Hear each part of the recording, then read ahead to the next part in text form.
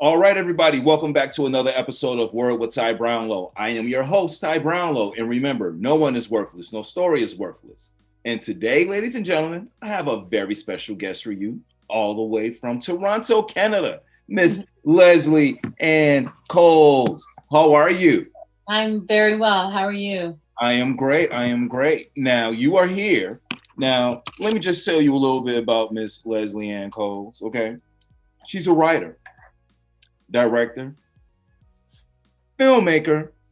She doesn't know this, but she also did a little choreography back in the day. You know, she's in a lot of stuff, you know. But we're going to talk about this film, all right? Because right now, the Female Eye Film Festival is going on. It just kicked off yesterday, and we just talked a little bit about its inception.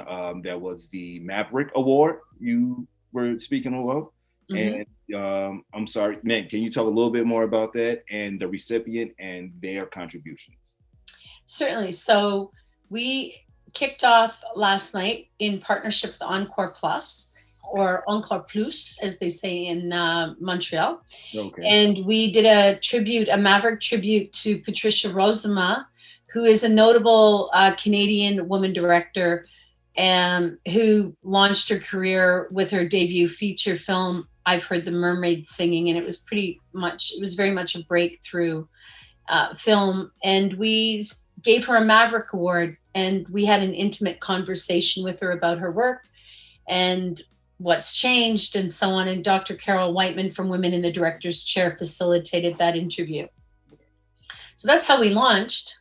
Okay. All right. So that's the launch. But as we spoke about, basically you will have things going on every weekend, every Friday through Sunday. Mm-hmm. On Encore Plus. So Encore is available all over the world. We are screening films commencing this weekend, Friday the 12th to the 14th, and then jumping over, leapfrog to the next weekend. We're showing films again on Encore, predominantly Canadian films. There are a couple of American features and 2 foreign shorts, but it's a Canadian platform. So we're showing a lot of Canadian films on Encore Plus. The films stream, and all of the industry initiatives programs are going to be available and streamed through our YouTube channel, Female Eye Film Festival.com, and our playlist is 19th Female Eye. But then the end of the month, we hit TIFF Digital Bell Lightbox, or Digital TIFF Bell Lightbox. We're a third-party festival they support. We had our inaugural event there last March, just under the radar of COVID, or just as COVID sort of hit. Yeah. And then we're going to be at TIFF, and we're going to be showing a lot of great American films, really great foreign films at TIFF from March 26th to the 28th. Okay. And now, as you said, most of this is on a Canadian platform, but you also have a large international selection as well. Yeah. On TIFF Bell Lightbox. On Encore, it's predominantly Canadian. Okay, so on TIFF is the large international selection. Okay, all right. So now, how do you go through, how do you evaluate, what goes where, as far as, because I'm assuming this is like your 19th year, all right? You've been doing this for a while. So I'm pretty sure there's like categories or just certain types of movies that you're looking for, but how do you evaluate what actually goes into the film festival? That is a very good question, my friend. You are the first person in 19 years who's actually asked that question. It is true. It's an astute a question. So okay. We have so many submissions now to our festival. Mm-hmm. Since Movie Magazine recognized us and voted us as one of the top 50 film festivals in the world worth the entry fee. So that's indie film festivals that fall outside of Sundance and TIFF. We've been receiving a glut of films. So we have interns, film students who are graduating in their 3rd or 4th year, and they become, intern student doing their graduation with us, and they watch films. We have an astute jury of seasoned filmmakers, producers, people who work in even other artistic disciplines who watch films. and rate them. So we have evolved a kind of a rating system for evaluating good production. And so we look at, the overall story. Is it original? Is it compelling? Or how are the performances? What is the dialogue like? What is the mix like? What does it sound like? What are the overall production values of the particular film? And we show features, shorts, animation, experimental, documentary, all genres. We actually have a late night thrills and chills program that has become very, very popular. Really? Women working in the horror genre, kind of sexy, kind of titillating, strange films as well. Okay. We have that program. So we're not biased in terms of genre at all. We're open to all genres, action, sci-fi. Believe it or not, women make those films. Yes, they do. Yes. But we really look at the overall quality of the film, and all great films start with a good screenplay. If it's in the design of the script, it's going to come out on the screen. If it's not designed very well, you have a problem right out the gate. So basically, we look at films, and then I look at all of the films, because we have so many now. I used to watch all the films, but now I'll watch all the films that are rated about 8 and above. 8 and above, I will take a critical pass, but then I'll sometimes dip into films that are rated a little bit lower, just to see if the programmer, if they're new, they might not know kind of what we're into, and sort of they don't know our brand, so they don't know the kinds of films that we show. So, okay, now you just hit on something I feel is key. You just said if they don't know our brand, then they may not know what they're getting themselves into. And I'm going to be very polite as I say this. I know a lot of people in the film industry, who have submitted films. And sometimes when the film doesn't get selected, there's this big hullabaloo about, I have a good answer for that. Okay. So your response, though, pretty much what you just said, I feel is key. Sometimes I feel, just because we made a project, our project doesn't go everywhere. Our project is only made for certain types of, places. So I don't know, like. Well, no, I can speak to this because that's not a total accurate portrayal or representation. So one of the things I can tell you is we have so many great short films this year and some features. They didn't get programmed. Why didn't they get programmed? Not because they weren't good films, not because they weren't evaluated and regarded very highly. What a lot of people and a lot of filmmakers don't realize, especially when it comes to independent film festivals, there's other things that go into play. For example, you would think we'd be able to show more films this year being on a digital platform. Not so. Our numbers were reduced dramatically. We had to show, we were showing mostly Canadian films on Encore. TIFF reduced our program. We could show 8 feature films. Believe it or not, I pushed them to let us show 9 feature films. Wow. American, foreign, 1 Canadian film at TIFF. Then we were told we could have 2 short film programs, only 5 films in each one. 5 North American films in one program, 5 foreign shorts in another program. Okay. Honestly, there is so much, and sometimes you're programming a program of shorts.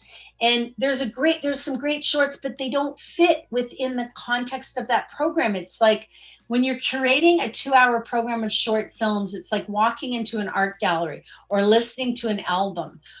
There's a certain flow, they don't have to be the same thematically or anything, but there has to be something that takes the audience for that ride. They just go for that ride from a comedy or a drama to a comedy to a short little, so there's more that goes into it than a lot of filmmakers realize. And trust me, I'm a filmmaker as well, as you know. So rejection's tough. A lot of money goes into submitting your film to film festivals. Yeah. Always ask for a waiver. Ask for a waiver. You'd be surprised how many film festivals will give you a waiver. We do. Okay. All right. We do at the Female Eye. If somebody asks, we give them a waiver. They don't have to pay the entry fee. For all my female filmmakers out there, she just told you. All right. Okay. for my other people in film, don't get mad at me, all right? Because I didn't say that your films were not bad. I just said, stop, look, don't be so sensitive Right. about it. All right. Anyway, I'm going to move on from that. Okay. Let's talk about your industry initiative program with Ontario Creates. Can we talk a little bit about that? Sure. Again, a lot of people don't ask about that program, and it's pretty robust. So we are supported by Ontario Creates, and in that we deliver some panel discussions. We bring in funders. This year it'll be 4 funders on a panel, and they'll be talking about what they fund, why they fund, what kind of applications are being, like what's being launched, what's new, who can apply, how should you apply if it's a micro budget film or something. Then we have what's called the Good to Go. By the way, the films are directed by women, but our script development program is open to men. So we get a lot of male screenwriters who get selected for the Good to Go, where they meet, they pitch their projects to producers, executive producers, decision makers. There's a lot of informal networking usually at the Female Eye at our live events. And then this year we have the 7th or 8th annual live pitch. So writers who have a great concept for a story, maybe a first draft, maybe a third, they pitch. And this year we're going to have them pitch virtually. So they'll be videotaping their pitch. Yeah. They have 5 minutes to pitch. It goes to a jury. The jury are going to select some semifinalists, and then somebody's going to take home $2,500 to go write or go to Mexico or something. I don't know. But anyway, so we have panels, and we have roundtable discussions, and we have interviews with filmmakers, and we have panels with funders and guilds and agencies and distributors. So we do a lot. We do a lot in terms of industry initiatives. Well, that sounds like, people who need to network need to be part of panels, and you can find yourselves, in rooms and places and with people, that can push, whatever project that you're doing to the next level. So, and Ty, this year, all of the industry initiatives, whether they're pre-taped or streamed live, we're going to record them and we're going to put them on YouTube. So we're going to put them on our YouTube channel, and it's free. This is free content for anyone who's really interested and wants to hear what people are looking for, or sort of get a sense of what's going on in the industry right now. It's a really good learning opportunity, lots of professional development going on. Okay, all right. Hey, and it's free. And it's free. Mm-hmm. So I have another question for you. Oh, righty. All right. So as a writer and director and someone who's been in the arts, all right, in your opinion, now I know I asked about how do you evaluate the films, but in your opinion, what makes up a great film or story? Like, what elements to you make up a great film or story? I would say, there's a lot that goes into it, and some of the things I talked about when we were discussing evaluation of content. But I firmly believe that some of the best stories and the best films come from people's personal experience. If you write about something it resonates. There's truth and integrity and authenticity. I find some of the best films, the best screenplays I've ever written or been privileged to see are often things that come from the creator's experience, their personal point of view. It's something that just resonates. It's just something, they hit a universal chord. And I find those stories very impactful, whether they're fiction or whether they're documentary or whether it's a short little animated film. We all have stories. Okay. I like that. So like from the heart, personal, whether it's fiction or not, but something from the heart. Okay. Yeah. All right. Mm-hmm. Well, before we get out of here, 2 more questions for you. Talk about the partners and sponsors. Let's shout them out. Who are some of the partners and sponsors of the Female Eye Festival this year? Telephone Canada, who support our Canadian Features program. Encore Plus, who provided the platform for us to stream films. They're free, by the way, on Encore Plus. WIDC, Women in the Directors Chair, a great program for emerging and mid-career women directors. Check it out. Carol Whiteman's been a partner of the Female Eye, Dr. Carol Whiteman now, for many, many years. Ontario Creates, obviously, for our industry initiatives. And you will laugh if I tell you that this year we're doing the festival with like a handful of sponsors, like literally a handful of sponsors. So normally we have a lot of sponsors, but because we pivoted online, everybody's like, hey, you don't need us. I'm like, yeah, we do. Yeah. We do need you. So, yes. Canada Council is better. Yes. Canada Council is usually one, Ontario Arts Council. We're going to go to them and see if we can do some outdoor screenings in the spring, like movies in the park. Yes. If any of your audience members submitted films to the Female Eye, they need to know they haven't received a declining letter, a letter of non-acceptance, because we are still trying to get some more films. So we're hopeful we'll be able to break out of our silos and do some outdoor movies in the park or drive-in movie experiences in the spring. Drive-in movies in the spring, I think, would be a great idea, because it's still keeping within the confines and you're still getting the, art out as well. And right. Yeah, you know what? I think you're on to something right there. Now, if people want more information on, Female Eye Film Festival, where can they go? They can go to our website, femaleeyefilmfestival.com. They can follow us on Instagram, Twitter, Facebook at Female Eye, female and then UIE. So there's that double E thing at the end of female. Mm-hmm. But really the website is really a good place to find us and see what we're doing. Okay. All right. Go to the website, ladies and gentlemen. All right. For all the good information. Now, Miss Leslie Ann Coles, last question. The question my show is known for. I have to ask, what is the one word that best describes you and why?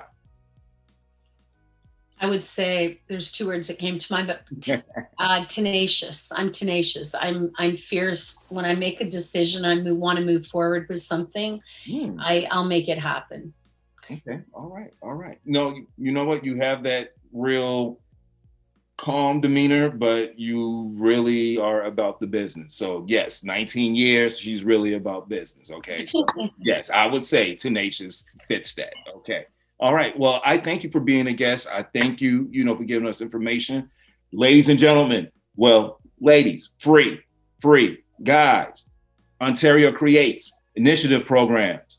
Go. Female Eye Film Festival. Look it up. The 8th through March 8th through the 28th, correct? Yeah, that's correct. All right, running the whole month. You have the whole month to go to the website, people. Please go. Right. Ladies and gentlemen, this has been Work with Ty Brownlow. I've been your host, Ty Brownlow. Remember, no one is worthless, no story is worthless. You can follow me on all social media platforms at Work with Ty Brownlow. You can also go to my website, tybrownlow.com. Get this wonderful interview, plus other great interviews. Miss Leslie Ann Coles, I'm sorry, forgive me. I thank you for being my guest. Everybody have a great night. Thank you. Thank you so much. Thank you for having me. All right, thank you. Thank you.